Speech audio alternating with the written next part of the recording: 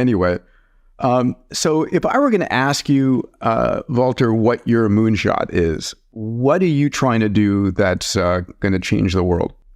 What's your goal? Yes, my focus lab-wise, but also the focus of two foundations that I started a while ago is helping people get to 110 healthy and with nutrition, but lots of other things. I mean, nutrition seems to be the safest and quickest way to go right now, but I think we're also working on drugs and other interventions to do that. Well, I, for one, want to get to 110 healthy and then blast through that. And, a lot of people listening to this podcast, because we cover longevity and health a lot, as well as AI and other subjects, want to set a target.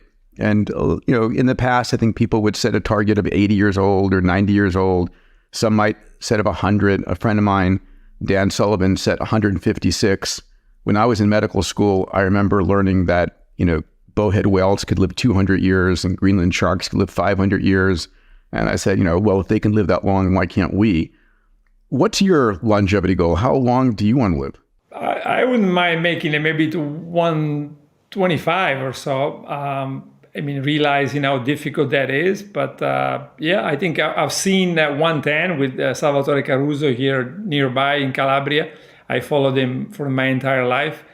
And I see 117. I've seen 117 with Emma Morano in northern Italy. And she was at the time the oldest person in the world. So I've seen it happen. And I'm thinking, hey, why not? Maybe I'll get to 125, or maybe I die tomorrow.